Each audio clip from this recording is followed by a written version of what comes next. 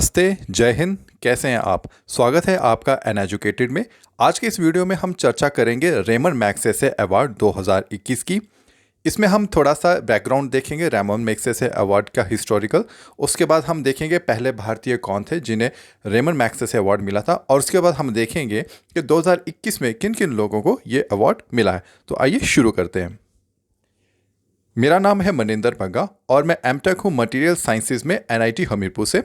आपके exam related कोई भी क्वेरीज डाउट हो तो आप मुझे इस ईमेल पर मेल कर सकते हैं या फिर मुझे इस नंबर पे आप व्हाट्सएप भी कर सकते हैं। रेमन मैग्सेसे अवार्ड का थोड़ा सा बैकग्राउंड चेक कर लेते हैं। ये अवार्ड हर साल दिया जाता है और ये केवल एशिया महाद्वीप में ही दिया जाता है, और एशिया महाद्वीप में रहने वाले जो एशियन इंडिविजुअल्स हैं केवल उन्हीं को ये मिलता है।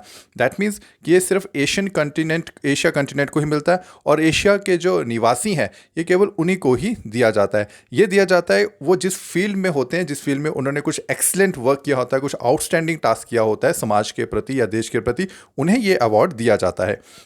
दरअसल ये अवार्ड स्थापित किया गया था फिलीपींस के पूर्व राष्ट्रपति रेमन मैग्सेसे की याद में। रेमन मैग्सेसे ने अपने देश के लोगों की बहुत सेवा की थी। साथ में एक बात मैं और आपको यहाँ पर बता दूँ कि ये अवार्ड उसी देश को दिया जाता है जिसमें डेमोक्रेटिक सोसाइटी हो। ये एक कंडीशन है जो फुलफिल होना बहुत ज़रूरी है। इस अवार्ड की स्थापना 1957 में न्यूयॉर्क में स्थापित एक ट्रस्टी ने की थी जिनका नाम है रॉकीफेलर ब्रदर्स फंड। अब बात करते हैं कि ये रेमन मैग्सेसे अवार्ड किस किस क्षेत्र में दिया जाता है या किस फील्ड में दिया जाता है। देखिए, outstanding contribution in the field, ये 7 फील्ड हैं, केवल इन 7 फील्ड्स में ही दिया जाता है।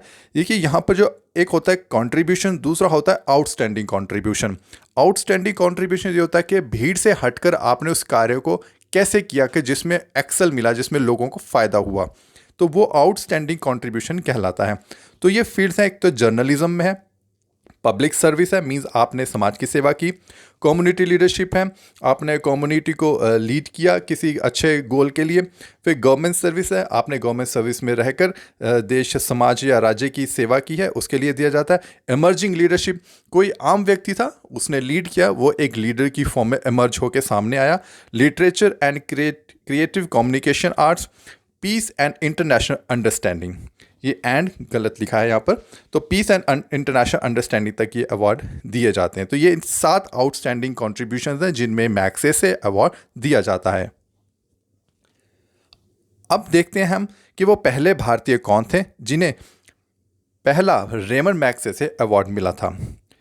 इनका नाम विनायक हरिहर विनोबा भावे था।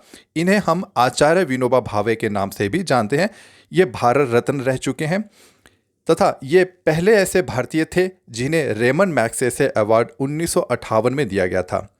आचार्य विनोबा भावे को ये अवार्ड कम्युनिटी लीडरशिप की कैटेगरी में दिया गया था, अर्थात इन्होंने अपने समाज के या पूरे समाज के जितने भी लोग थे उनके साथ ये खड़े हुए, ह्यूमन राइट्स को इन्होंने बढ़ावा दिया और नॉन वायलेंस का मैसेज स्प्रेड किया कम्युनिटी के अंदर, और कम्युनिटी को भी उसी रास्ते पर चलने के लिए इन्होंने प्रेरित किया। ये गांधी जी से बहुत प्रभावित थे। अब हम देख लेते हैं कि 2021 में रेमन मैग्सेसे अवार्डी कौन कौन है। इसमें पहले आती हैं डॉक्टर फिरदौसा कादरी। ये पेशे से साइंटिस्ट हैं और बांग्लादेश से हैं। इन्होंने कॉलरा और टाइफाइड के लिए एक अफोर्डेबल ओरल वैक्सीन का निर्माण किया जिससे इनके देश के लोगों को काफ़ी फ़ायदा हुआ है। दूसरे व्यक्ति हैं स्टीवन मंकी। इन्होंने ह्यूमैनिटेरियन मानवता के कार्य किए और शांति स्थापना के कार्य किए हैं। यह मूलतः अमेरिका से हैं तथा इनका जितना भी ह्यूमैनिटेरियन वर्क हुआ है वो साउथ ईस्ट एशिया में है। अब देखिए, यहाँ पर एक डाउट क्रिएट हो सकता है कि अभी मैंने पीछे कहा कि ये सिर्फ एशियन कॉन्टिनेंट में एशियन लोगों को ही दिया जाता है, लेकिन स्टीवन तो अमेरिकन है। जी हाँ, वो अमेरिकन है, लेकिन उनका जितना भी वर्क हुआ है वो साउथ ईस्ट एशिया में हुआ है, तो उनका कॉन्ट्रीब्यूशन साउथ ईस्ट एशिया में रहा है, बेशक वो अमेरिकी मूल के हैं। इसके बाद नाम आता है मोहम्मद अजमल साकिब का। ये पाकिस्तान के माइक्रो फाइनेंसर है और इन्होंने अपने देश के अंदर अपने समाज में पॉवर्टी एलिवेशन का काम किया है। इसके बाद आते हैं रॉबर्ट बैलो। रॉबर्ट बैलो पेशे से एक मछुआरे हैं और एनवायरमेंटलिस्ट हैं। ये फिलीपीन से हैं। इन्होंने अपनी कम्युनिटी को लीड किया है और उन्हें बताया है कि उन्हें कैसे अपने जो एक्वाटिक रिसोर्सेज हैं उनकी इंपॉर्टेंस को समझाया और उसको कैसे हमने सस्टेन रखना और कैसे बढ़ाना है, क्योंकि ये उनका प्राइमरी लाइवलीहुड है। तो इसके लिए भी उन्हें एक कम्युनिटी लीडर की तरह ये अवार्ड दिया गया है। इसके बाद ये आखिरी अवार्ड आता है वॉचडॉग को।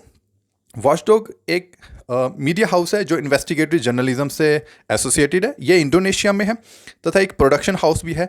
इनका काम मुख्यतः ये होता है कि उन डॉक्यूमेंट्रीज को बनाना और उन इन्फॉर्मेशन और न्यूज़ को बाहर लेकर आना जो कभी न्यूज़ में आती नहीं है या जिन्हें दबा दिया जाता है। तो एक किस्म से एक ट्रांसपेरेंसी का काम करते हैं और करप्शन को रिमूव करने में ये हेल्प करते हैं। यह है वॉचडॉग। दोस्तों, मैं उम्मीद करता हूं कि ये इन्फॉर्मेशन आपको उचित लगी होगी और एग्ज़ाम में आपको बहुत हेल्प करेगी। मेरा ये प्रयास रहता है कि मैं ऐसे ऐसी इन्फॉर्मेशन आपके साथ शेयर करूं जो आपको एग्ज़ाम में काफ़ी हेल्प करें। आज के इस वीडियो को देखने के लिए मैं आपका बहुत बहुत धन्यवाद करता हूं और काइंडली इस चैनल को सब्सक्राइब कीजिएगा और अपने फ्रेंड्स के साथ शेयर ज़रूर कीजिएगा ताकि सब तक इन्फॉर्मेशन पहुंचे। और अगर आपको वीडियो अच्छा लगे तो इसे लाइक कीजिएगा। मैं और अच्छे इन्फॉर्मेशन के साथ बहुत जल्द आपके सामने आऊँगा।